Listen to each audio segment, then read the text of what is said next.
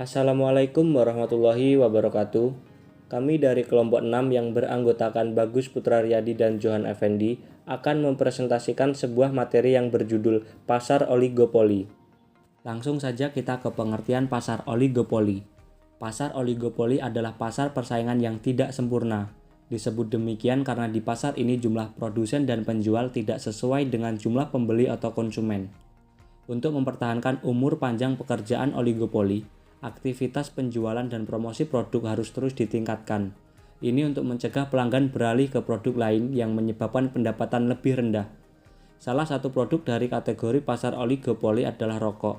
Di Indonesia banyak sekali perokok, bahkan angka ini tidak sebanding dengan produsen rokok yang ada. Oleh karena itu, agar konsumen tidak tertransformasi menjadi gas atau produk lainnya, maka industri tembakau meningkatkan promosi penjualannya dengan memproduksi produk rokok baru dengan harga dan rasa yang diinginkan konsumen.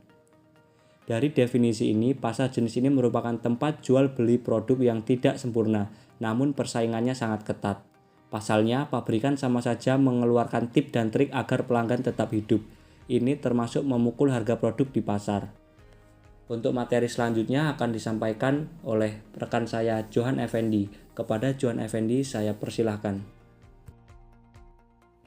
Ciri-ciri pasar oligopoli. Yang pertama yaitu dioperasikan oleh dua atau lebih pabrikan.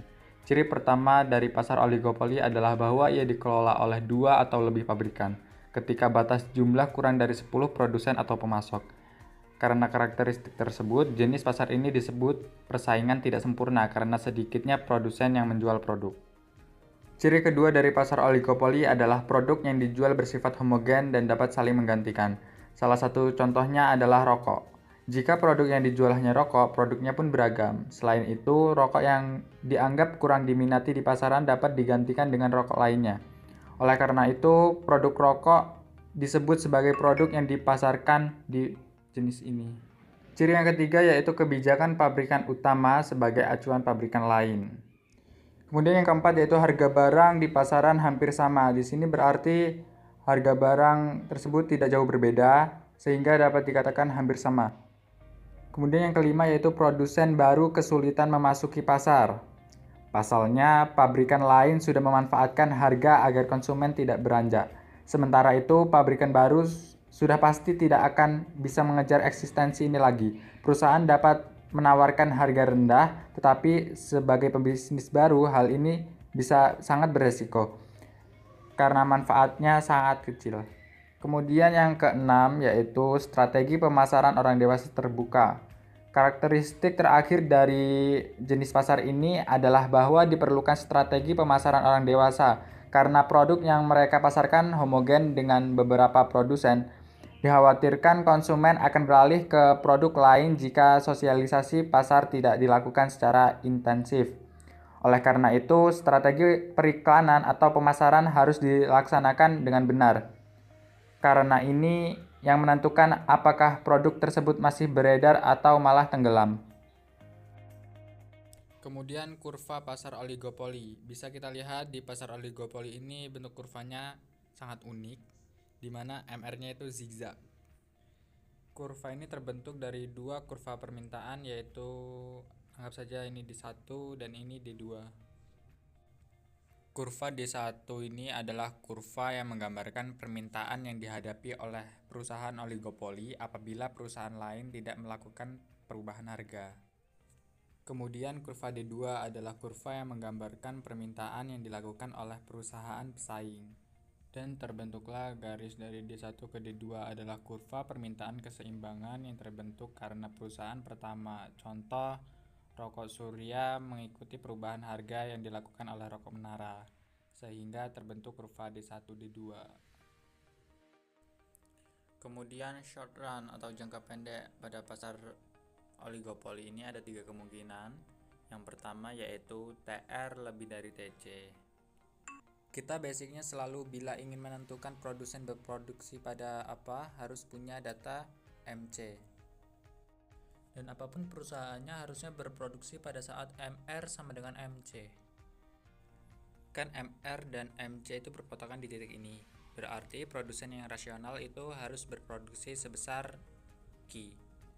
Kemudian TR-nya ada di mana? TR-nya kita tarik garis ke atas, kemudian ke kiri, kita anggap B dan A. Jadi TR itu dari titik O ke Q, ke A dan ke B. Kemudian untuk TC kita membutuhkan garis yang namanya garis AC. Karena ini TR lebih dari TC, berarti garis AC terletak di sini. Jadi TC adalah dari titik O ke Q, ke C dan ke D. Sementara daerah yang dirasakan oleh produsen adalah laba, yaitu sebesar ini. Kemudian ada TR sama dengan TC, di mana letak AC berada di sini. Kemudian kemungkinan terakhir pada short run yaitu TR kurang dari TC, yang letak AC-nya adalah di sini.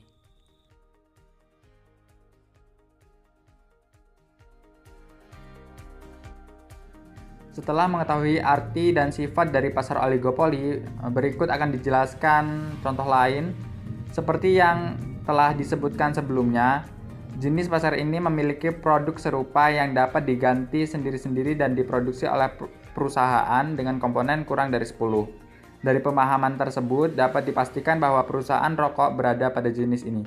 Contoh lainnya seperti industri semen, industri otomotif, jasa rokok, dan jasa penerbangan.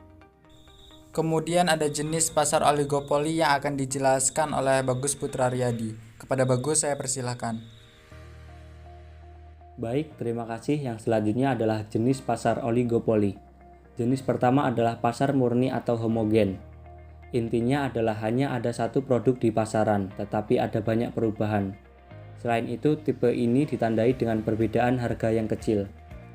Jenis yang kedua adalah pasar oligopoli berbeda.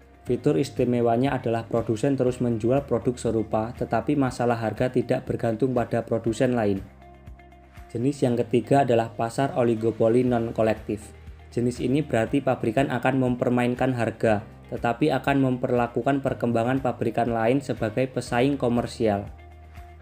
Jenis pasar terakhir adalah pasar kolusi. Kuncinya adalah kerjasama antara produsen dan produsen lain untuk bersama-sama menaikkan harga atau menghentikannya. Ini berbeda dengan pasar oligopoli non-kompetitif, di mana setiap produsen menemukan celah untuk menaikkan atau menurunkan harga tanpa sepengetahuan produsen lain.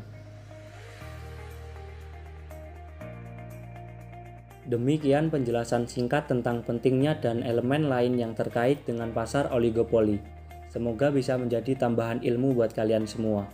Jenis pasar ini memiliki kelebihan dan kekurangan. Anda akan kesulitan untuk memasuki pasar ini. Namun begitu Anda memasuki pasar ini, Anda akan mendapatkan keuntungan yang besar dan stabil. Sekian presentasi dari kelompok kami. Kami mohon maaf apabila ada kekeliruan dalam penyampaian materi ini. Kami akhiri. Wassalamualaikum warahmatullahi wabarakatuh.